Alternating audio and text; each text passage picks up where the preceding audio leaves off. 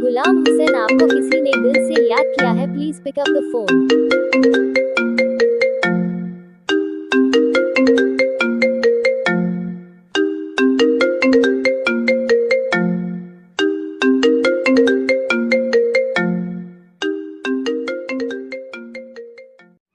किसी भी मोबाइल की रिंगटोन के साथ अपने नाम की रिंगटोन बनवाने के लिए अपना नाम कमेंट में लिखें और चैनल को सब्सक्राइब जरूर करें।